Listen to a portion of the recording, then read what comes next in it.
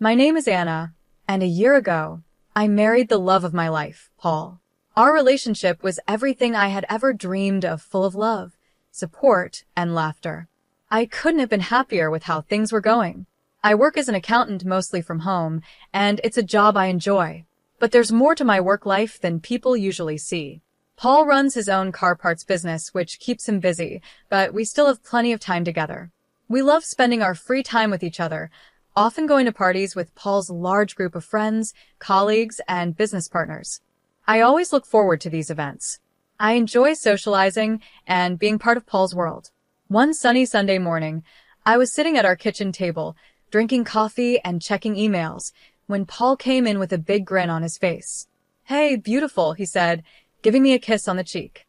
"Harold's throwing a barbecue at his place. Thought we could head over, have a few drinks, and catch up with everyone. You up for it?" "Sounds perfect," I replied, already excited for the evening. We arrived at Harold's house around 9 p.m. The smell of grilled food and the sound of laughter filled the air as we walked through the crowd. That's when I noticed a striking blonde woman I hadn't seen before. She was chatting with a group of people, her laughter carrying across the yard. "Who's that?" I asked Paul, nodding in her direction. His face tightened just a little. "That's Rachel, my ex-girlfriend."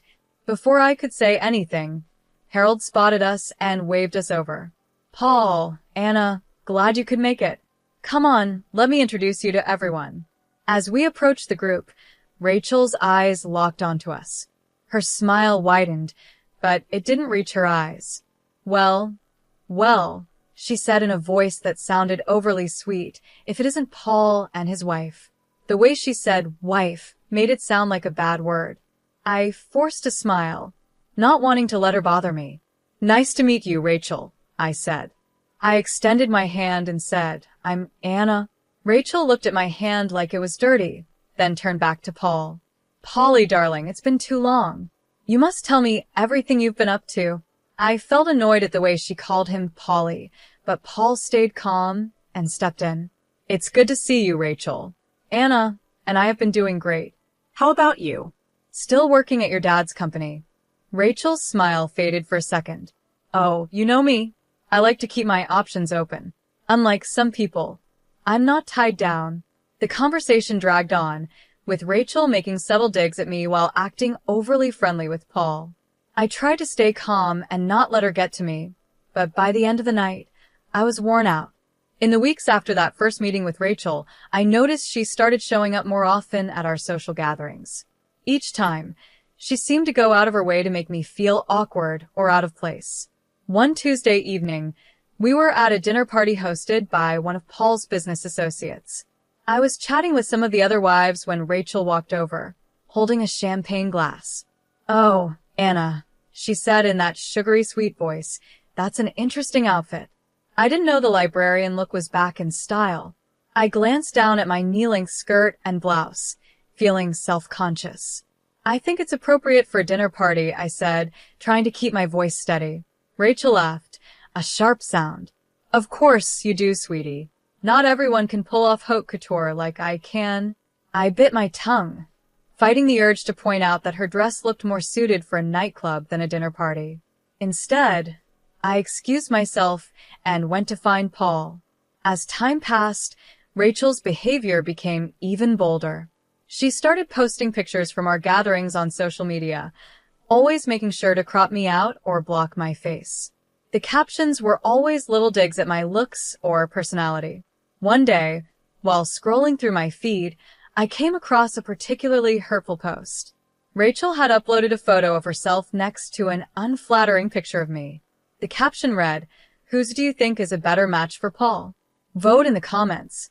I felt my face burn with anger and embarrassment as I scrolled through the comments.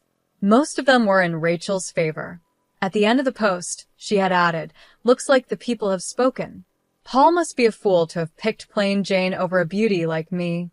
That evening, when Paul came home from work, I decided to bring it up. "Paul, we need to talk about Rachel," I said as he walked in the door. He sighed and loosened his tie. "What's she done now?" I showed Paul the post on my phone. His face darkened as he scrolled through it. "This is unacceptable," he muttered. I'll talk to her and tell her to take it down. That's not enough, I said, my voice trembling a little. I want you to tell her to stay away from us. I don't want her at our parties anymore. Paul ran his hand through his hair, looking uncomfortable. Anna, I can't do that. She's the daughter of an important business partner. I can't just ban her from social events. So what? I'm just supposed to deal with her bullying me? I asked, my voice rising. Of course not, Paul said, pulling me into a hug. Look, I'll talk to her and make it clear that her behavior isn't okay. But you have to understand, I can't completely cut her out without risking my business relationships. I pulled away from him, frustration building inside me. And what about our relationship, Paul? Doesn't that matter? Of course it does, he said, looking hurt. You know you're the only one I love. Rachel is in the past. I chose you, remember? His words should have made me feel better, but deep down, I couldn't shake the feeling that this was only the beginning of our problems. As I went to bed that night, I couldn't help but wonder if our perfect life was starting to show cracks. In the weeks that followed, Rachel's behavior became even more bold. At every party or gathering, she seemed determined to get under my skin and get closer to Paul. One night, we were at a cocktail party hosted by one of Paul's colleagues. I had chosen a simple but elegant black dress and felt confident and comfortable. That feeling didn't last long. Rachel walked into the room wearing a skin-tight red dress that left little to the imagination. Her eyes immediately locked onto Paul, and she made a direct path toward us. Paul, darling, she said, completely ignoring me, you look absolutely dashing tonight. Before either of us could respond, she placed her hand on Paul's arm, stroking it lightly. Care to dance with me for old time's sake? I felt my anger rising, but Paul smoothly removed her hand from his arm. Thanks, Rachel, but I'm here with my wife. Maybe another time. As we walked away, I felt a small sense of victory, but it didn't last long. Throughout the night, I watched as Rachel kept trying to get Paul alone. She'd call him over to discuss business or ask for help with some made-up problem. To his credit, Paul turned her down each time, always including me in the conversation or quickly returning to my side. But the constant attention from her was wearing on both of us. In the next few weeks, things didn't get better. Rachel's attempts to come between Paul and me became even more frequent and obvious. She would leave flirty comments on Paul's social media, always reminding everyone of their past together. At parties, she would talk loudly about their old memories, making sure to leave me out of the conversation. But it all came to a boiling point at our friend Scott's birthday party. Rachel showed up late, wearing a dress more suited for a red carpet event than a backyard barbecue. As she walked in, she made eye contact with me and smirked. Oh, Anna, she called out, her voice full of fake concern. Poor thing. Didn't you get the memo? This isn't a library book club meeting. Laughter spread through the crowd, and I felt my face turn red with embarrassment. Paul, who had been talking to some colleagues, quickly came over to stand next to me. That's enough, Rachel, he said, his voice low and angry. You need to stop this childish behavior. Rachel's eyes widened, pretending to be surprised. Why, Paul? I'm just trying to help. Someone has to teach your little wife how to dress for these events. Before Paul could respond, I suddenly felt something cold and wet soaking through my clothes. I looked down in shock and saw red wine spreading across the front of my dress. Rachel stood in front of me, an empty glass in her hand, her face showing fake regret. Oh no, she gasped. How clumsy of me. Although, to be honest, that stain is an improvement on that dreadful outfit. The party went quiet, with everyone staring at us. I stood there, wine dripping from my dress, feeling humiliated and furious. But as I looked at Rachel's smug face, something inside me snapped. You know what, Rachel? I said, my voice calm and steady. I'd rather wear this stained dress than spend another minute pretending to be civil with you. Your behavior is pathetic and embarrassing. If you'll excuse me, my husband and I are leaving. I turned to Paul, who was looking at Rachel with a mix of shock and disgust. Let's go home, I said. As we walked toward the exit, I heard Rachel's shrill voice behind us. Paul, darling, don't go. Stay, and I'll take good care of you. Paul didn't even turn around. He put his arm around me and said loudly enough for everyone to hear, The only person I want taking care of me is my wife. Goodbye, Rachel. As we drove home in silence, I couldn't shake the feeling that a line had been crossed. Rachel had shown her true colors, and there was no going back after this. One sunny morning, Paul came into our bedroom with a serious look on his face. Anna, I have to go on a business trip, Paul explained. It's important for the company. I'll be gone for about a week. I nodded, trying to ignore the small knot of unease in my stomach. Okay, when do you leave? Tomorrow morning, he replied. I'm sorry for the short notice. It came up suddenly. I forced a smile. It's fine, I understand. Your business is important. The next day, Paul left for his trip, and I found myself alone in our house. The week passed slowly. I kept myself busy with work to distract from the emptiness. On Tuesday evening, my phone rang. To my surprise, it was Rachel. Anna, darling. Her overly sweet voice came through the phone. I'm organizing a little get-together tonight, just a small group of 12. I'd love for you and Paul to come. I hesitated. Paul's out of town on business, actually. Oh, what a shame, Rachel said, but she didn't sound disappointed at all. But you should still come. It'll be a great chance for us to bury the hatchet and start fresh. What do you say? Every instinct told me to say no, but a part of me was curious. I'm not sure, I said, hesitating. Oh, come on, Rachel urged. It's at Malizia Taverna. You know the place, right? Very exclusive. It'll be fun, I promise. At the mention of Malizia Taverna, I couldn't help but smile a little. All right, I said, making a quick decision. I'll be there. What time? Wonderful, Rachel exclaimed. 9 o'clock, don't be late. At exactly 9 o'clock, I walked into Malizia Taverna. I saw a cheerful group of Paul's friends, 12 people, including Rachel sitting at a table. For a moment, I thought maybe everything would go well. But as I walked closer, my heart sank. There was no place set for me at the table. Rachel stood up, her eyes gleaming with malice. Oh, Anna, she said loudly, her voice filled with fake concern. I'm afraid there's been a misunderstanding. You see, we're full up here, no room for extras. She spun around, showing off her designer dress. This is a place for people who belong, Anna. Beautiful people, successful people. Maybe you should try the diner down the street. I hear they make a great hot dog. The table went silent. Everyone looked uncomfortable, but no one spoke up. I laughed, genuinely amused by Rachel's pathetic attempt to embarrass me. Then, I turned and called out, "Excuse me, could I speak to the restaurant manager, please?" The manager quickly approached our table, professional and polite. "Is there a problem here?" he asked, looking between Rachel and me. Before Rachel could say anything, I smiled at him. "No problem at all. I was just wondering if I could join this lovely group for dinner." The manager smiled kindly at me. "Of course, madam. Let me get you a comfortable chair right away." As he walked off to fetch the chair, Rachel's face twisted with rage. "Excuse me," she blurted out. "I booked this table for 12 people," Rachel said, her voice sharp. "She wasn't invited, and there's no room for her here." The manager returned with a plush chair, placing it at the table. "I apologize for the confusion," he said politely, "but Madam has the right to sit at any table she wishes. After all, she is the owner of Malizia Taverna." A collective gasp spread around the table. Rachel's mouth opened and closed like a fish out of water, while Paul's friends stared at me in disbelief. One of them, Scott, spoke up, "But Anna, I thought you were an accountant? That's how Paul introduced you to us." I smiled and shrugged modestly. "I am an accountant. I do the books for my restaurant. I've never been one to flaunt my wealth.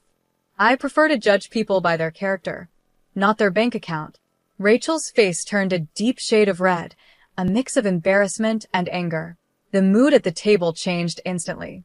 Paul's friends, who had stayed silent during Rachel's rude comments, now hurried to invite me to join them.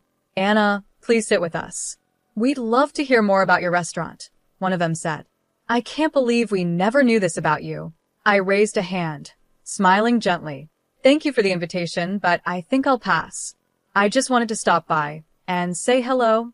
I turned to the manager and added, "Please make sure my husband's friends are well taken care of. The bill is on me tonight.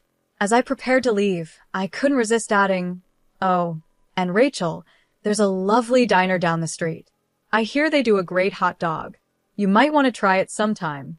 With that, I left the restaurant, leaving behind stunned silence and a very humiliated Rachel. When Paul returned from his business trip a few days later, I told him about the incident over dinner. "You should have seen her face, Paul," I said, laughing. "I don't think I've ever seen anyone turn that shade of red." Paul shook his head, chuckling. "I can't believe she thought she could embarrass you like that. You handled it perfectly, Anna." As we finished our meal, I felt a deep sense of satisfaction.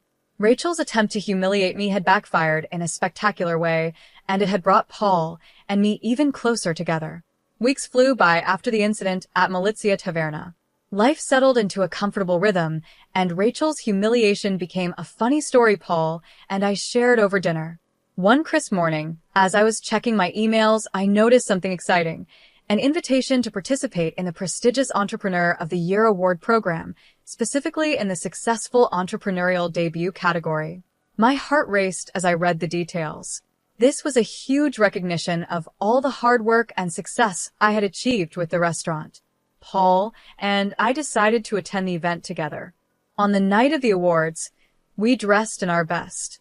Paul looked handsome in his tuxedo, and I chose a simple yet elegant gown that made me feel confident and strong. The venue was amazing, filled with the city's most successful and influential people. As we mingled, I saw many familiar faces, friends, acquaintances, and several of Paul's business associates. The room buzzed with excitement. At one point, Paul left to talk with some colleagues, and I stood by the champagne fountain, admiring an impressive ice sculpture.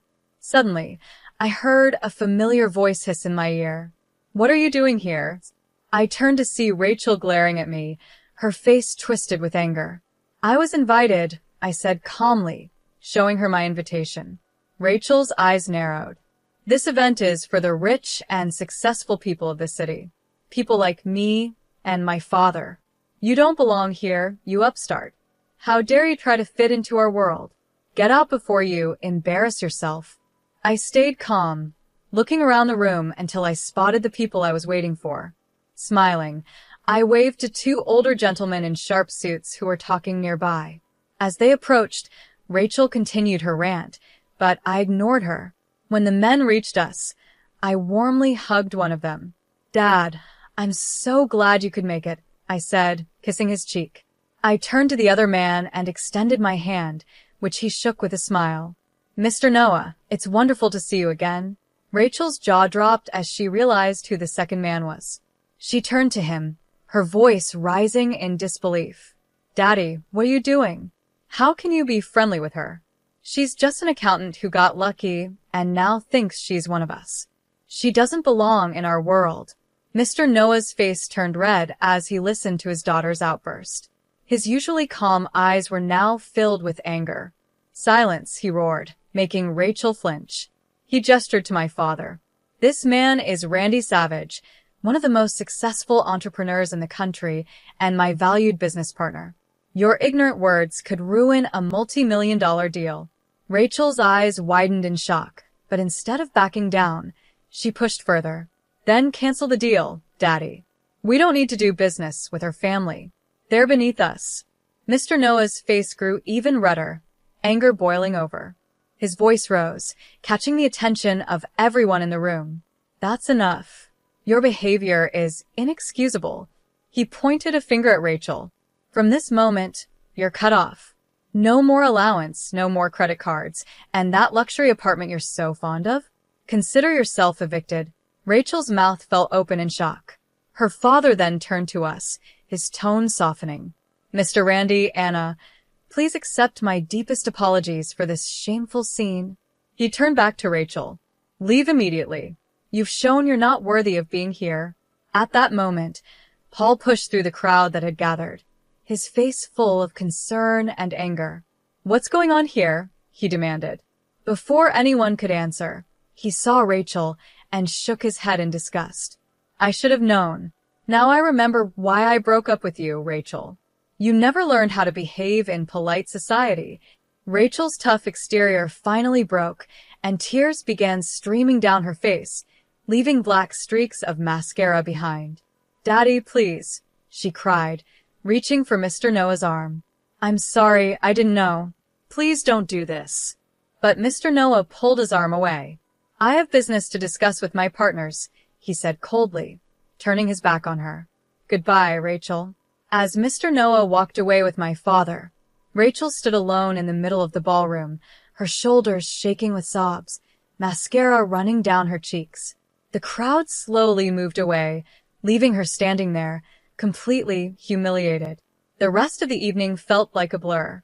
When it was time for the award ceremony, I heard my name called for the Successful Entrepreneurial Debut category. In a daze, I walked up to the stage. As I accepted the award, I spotted my father and Paul in the audience. They were both standing, clapping loudly, their faces full of pride. Their excitement lifted my spirits, and I felt a wave of joy and accomplishment wash over me. In the weeks after the awards ceremony, life found a pleasant new rhythm. The golden statue sat on our mantel, a quiet reminder of that unforgettable night. Paul and I continued to attend parties with his friends and business associates, but without Rachel's toxic presence, the gatherings became much more enjoyable. The atmosphere was lighter, the conversations more real, and there was more laughter. One evening, as we were getting ready for another social event, Paul came up behind me while I was putting on my earrings. He wrapped his arms around my waist and said, "You know, I've noticed how much more fun these parties have been lately." I smiled at him in the mirror. I was just thinking the same thing. It's amazing how one person's absence can change everything. Paul nodded, looking thoughtful. "Speaking of absence, have you heard anything about Rachel lately?" I shook my head. "Not really. She seems to have disappeared completely. Although I did overhear Scott talking to his wife at the last party. Apparently, there's a rumor that Mr. Noah sent Rachel to another state. Something about not wanting her to embarrass him or the family business anymore." Paul raised an eyebrow. "Wow, that's pretty drastic, but I can't say I'm surprised after how she acted at the awards ceremony." I turned to face him, adjusting his tie. "It's a shame, really. She had all that privilege, but she never learned to appreciate it or use it wisely." As we drove to the party, I thought about how much my life had changed over the past year. From dealing with Rachel's drama to the unexpected recognition for my business, it had been a whirlwind of experiences. But through it all, my relationship with Paul had only gotten stronger. And as for Rachel, I honestly hoped she'd find her way eventually. Everyone deserves a chance to grow and become a better version of themselves. Maybe her fresh start in another state would be just what she needed.